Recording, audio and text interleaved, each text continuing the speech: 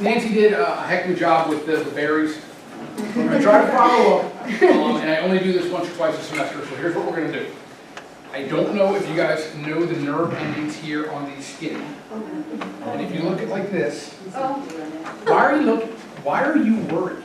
I wasn't going to. But the reason I show that and stress the heck out of people doing that, it's one of my no prep, low prep ideas for either empathy, canonical neurons, ideas of intention. Many of you all were really viscerally scared. And you have to ask yourself why. I'm always nervous of the one kid in the back. Yeah. I give him an A no matter what he wants because we never know what's going to happen. And if you can sell, now again, there's an ethical situation because you did not ask to be stressed out and haven't threatened, some gruesome state. Truth be told, there was one time where I actually did it and it didn't. I played it off like I got this, I won't cry and stuff like that. But it's an interesting concept when you look at empathy. And if you look, why is it automatic? Why were you uncomfortable? And that really can open up the door to a myriad of situations and vocabulary words, check where you want to go. I like it because you can start with something, or if kids are falling asleep or something like that, it's just a neat, in your face, you are now going to be in this lesson, whether you like it or not. But while we're waiting, you should have seen it coming because I was tracking you. Did you spill your drink? Almost? Almost. Okay, so aside from being slightly off, my therapist says I am making great strides. Why would I do that? Okay, what came first? Your startlement or your fear? The body reaction or the fear? Welcome to Cannon Bar. Because that Cannon Bar is going to say they're both going to happen at the same time. James Lighton says emotion follows physical, so you're scared because you startle. Now, if you're sitting there in your mind, are you a good and valid, are you a good observer of your own reactions? That happened faster than you can cognitively process it. It didn't even make it to your brain. It hit the top of your spinal cord and went right back down. Can you, like Wilhelm Wundt, train his research assistants to try to analyze your own thinking? Not at all. Now, did anyone here find that funny? No. Did anyone here find that annoying? Hey, that's not cool, man. Okay. I have a couple people who did laugh and a couple people who didn't. The only difference was your cognitive appraisal. So there's your Schachter-Singer theory. That's your two-factor theory. So the stimulus is the same. And it brings into the idea of the black box concept of cognition. Stimulus, response. Some people find it funny, some people find it annoying. It's the reason I like it. I'm not saying it's nice to do, and I'm not saying it's the best demonstration in the world, but it took all of a half second to start the discussion going on with that. Okay, so I think we left off on no prep activities, so I'll leave it to, I can go through some of the thought questions, but I'm hesitant to go through something you already know. I started teaching a long time ago. I actually spent a lot of time studying philosophy, so that's kind of my first love is the thought questions versus the memorization of vocab. I love the Descartes question, and a lot of kids, when they come to our class in August or September, this is the first time they've ever thought, how do you know you're not in the matrix? Okay, so then they say, how do you know you're not dreaming? And then they say, well, okay, I guess we don't know we're not dreaming. You got me. I said, okay, now think about the people. Remember you dreamed about someone? What happened to them when you woke up? And then they're like, uh-oh. And I said, did you dream of a city? And when you woke up, what happened to all of them? And then I suggest, how do you know you're not in someone else's dream? When they wake up, you never were. And the kids are like, some kids, can I leave? Can I go? And things like that. So you can have a lot of fun with this. The other thought question I have is I think psychology by definition is nearly impossible to define. Psych means mind, ology means study. Since we cannot define the mind, since we cannot limit the mind, what is it we're studying? If you think about it, we don't even know what we're studying. So I flip it. I say, all right, instead of finding out what psychology is, I dare them. Give me one thing psychology isn't. One thing in the universe that is not related to psychology. Toaster. Did you think of it? Toasters. But did you think of it? There's your out. Because no matter what you think of, everything's related to psychology. Okay. And then, of course, you can have fun, ask them to think of one thing they can't think of. Give me something you can't imagine. And it's a wild thing where they're like, you know, they really don't know, because you're daring them to go into a place they're not used to, which is thinking. You know, I like to think our class is one of the first classes where we try to get away from worksheets. There's nothing wrong with a worksheet occasionally, but the idea to let them critically think, and even into realms that are much more esoteric, because ultimately I think that's where a lot of philosophy had its roots in, or psychology had its roots in philosophy. Free will, I have them ask their parents this, and I set it up in my first couple lessons once I go through all of the approaches. It takes me a couple of days to go through what is behavioralism. And the idea is you cannot, if you take any one of their approaches to the extreme, well, all we are is a set of stimulus response. There are some things, if I were to say a joke, some people would not only be offended, but you cannot not be offended. We are automatically trained responders. We are nothing better than dogs. People say, nuh-uh. And I say, did you choose to disagree with me? You know, so I then go home and challenge them to ask their parents, Mom, Dad, when you ground me, it's not my fault. I get a lot of angry emails from parents, hey, don't corrupt my child. And if you go through this psychodynamic, we are nothing but a puppet of a shadowy Freudian idea. We have no choice in who we have a crush on, what music we like. Cognitive, same thing, we can't choose our thoughts. And you can go through social, we are so trained by our society, religion, and culture. We simply cannot. There are some thoughts, and it's fun to ask teenagers, hey, have you guys ever had a thought that really grossed you out? And they're like, yeah. I'm like, you can't not think that. You cannot not, since you are basically a puppet to your thoughts. If you have a bad thought, it's not your fault. And if you have a good thought, you should not be praised for it. And this really makes a lot of kids who take pride in their academic achievement say, you didn't earn it. You had no choice but to be who you are. Which means you shouldn't get in trouble because you didn't have a choice, and you shouldn't get praised. And it's really, I hate to use their word, it's really trippy for them. When they go back and try to evaluate, where do they fit? Who are they? Where do they fit in this world? Similar to the idea of give me a thought, give me something that doesn't relate to psychology, I like to challenge them to say, give me a fact that is always true. Okay, 2 plus 2. Well, it depends on your number system. I know my name is. And I think, I said, well, you know, if you're going to teach you psychology long enough, you can say, are you sure you know what your name is? Are you sure you know you're drinking? Are you sure? Like, well, as soon as you plant the seed of doubt, the reason I do this is not to lord it over. I'm a teacher. I know more than you. I can out-argue with you. But once they get to the idea that this is a fact, and there's never going to be a fact that will always be true, that means science is changing. That means that the next research publication could disprove everything we've learned in our textbook for however many years. So that's where I go with that. Questions so far on this? Okay. Biopsych, I use this for the concept of pinprick.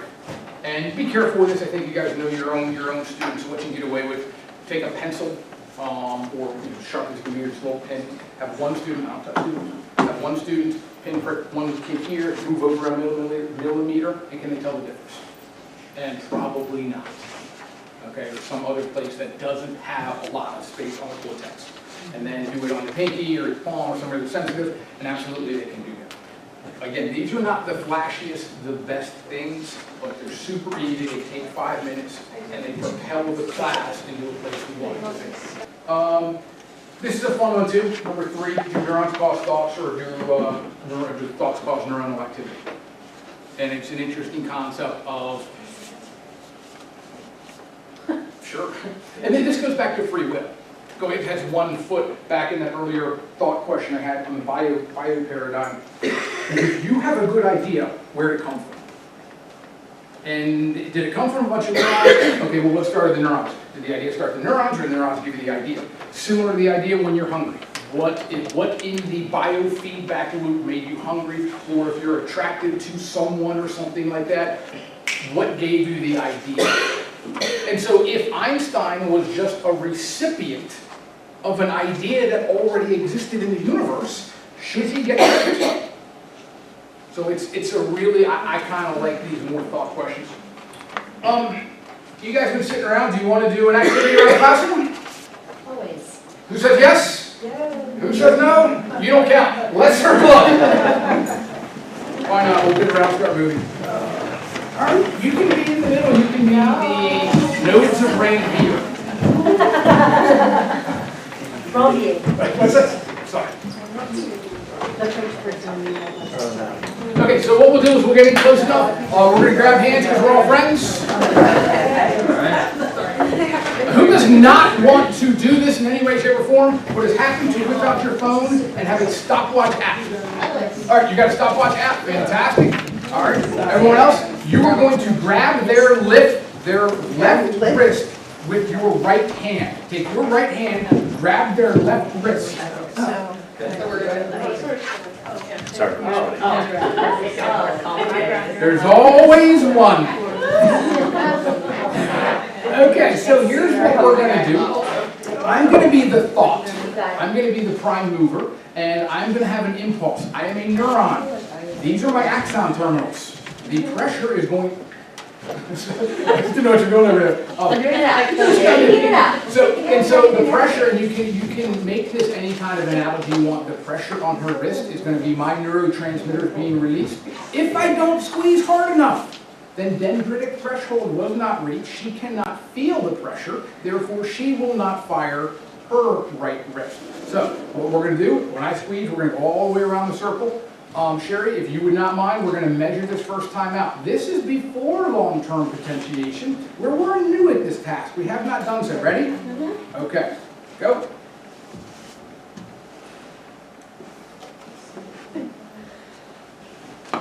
Stop.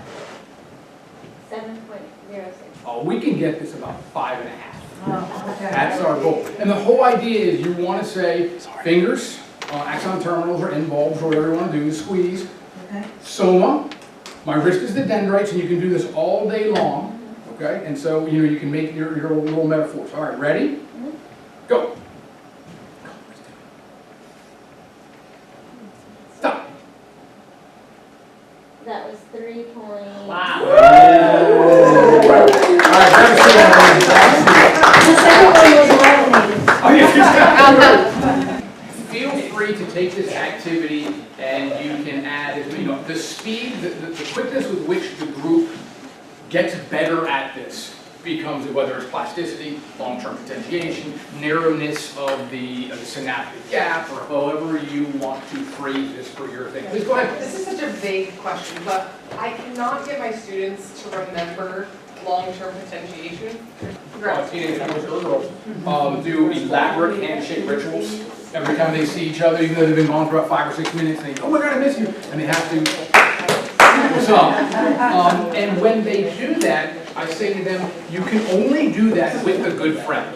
So you already have the synaptic closeness, and you've practiced that over. So the greeting that those boys do, each boy is a neuron. The greeting they do is the synaptic transmission. Long-term potentiation is practiced over time, and you can't have long-term potentiation unless you already communicate, but the more you communicate, the better long-term, the better the handshake ritual gets. So I use that. I hope that works. We'll jump on sensation and perception. This one's going to require, does anyone here participate in a band, a singer, a chorus, a church, chamber, choir? Anyone here who has any skill with their voice? Okay, well you knew where I was going, so no one wants to be called out with that. If you particularly happen to have a hard surface concrete wall, and you'll need a little bit in your classroom, have the kid face it, and then you're going to want to kind of distract them, or have them close their eyes, turn around, one big step forward. So they don't know exactly how far away the brick wall is. All they need is about 5 feet, 6 feet. They're going to emit a constant tone, whether it's a hum, whether they can hold a note and have great breath control with their singer. And what they'll be able to do is get within 1 inch of the wall just by eyes closed. They're using depth perception, cues, and echolocation. And it's a pretty fascinating thing that kids can do. Again, we don't need 2 eyes, we don't need 1 eye. All we're looking at is the idea of the echo, or the radar effect of something bouncing off, depth perception. Super easy, super quick. Unless some kids, do the whole, and they feel the wall with their foot. So, color pens, volunteers? Guys, this is why I didn't do stand-up, man. No, I got no love. All right, come on up. Grab this. And, I'm gonna borrow your pink pen. That's okay. I got a pink one and your yellow. I think we're good. Okay. So the idea, as we know, cones are restricted to the center of the back of the eye, which of course we call the fovea. They're not distributed out. Cones are good for reading and color vision, and students don't understand it. So a real quick thing is try to read. You can see the book, but if you're staring straight ahead, you can't read a book. Because it's just, unless you move either your head or you move it so the reflection is forced back on the fovea in the center of the back of the eye. So I'm going to come around and you are going to make sure she's honest. I don't want to see any eye tracking or things like that. And if you stare straight ahead, I'm going to come around and say stop when you see something in the corner of your eye. Okay, so does that have to be the color? Okay, not yet. Just say stop when you see it.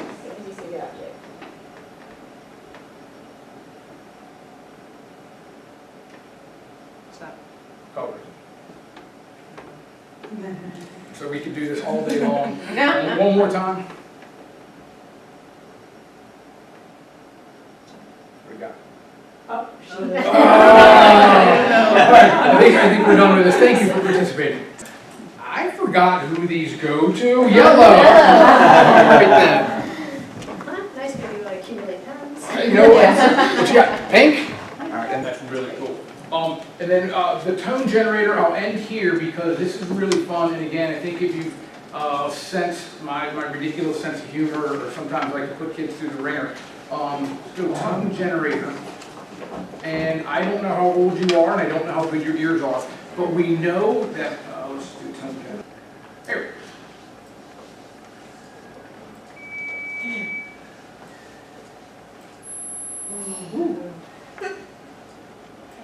I can't hear that. Is anyone hear it? Anyone here? Okay. Youngsters in here? Teenagers can be trained like Pavlovian dogs. So, what oftentimes I'll do is when they're sitting there doing their teen stuff, and I want to start class, I'll play this and just crank the speakers. I'm sitting here fat, dumb, and happy, like, woo, I don't notice a thing. They're screaming in pain. Yeah. Only when they're quiet do I stop it, which is then, of course, what kind of reinforcement? Negative. So negative reinforcement is the removal of something that they don't like upon the completion of a correct behavior. So you can use the tone generator in classroom management or to demonstrate where in the cochlea the wave hits or something like that. So that I'll end here. I've already talked enough.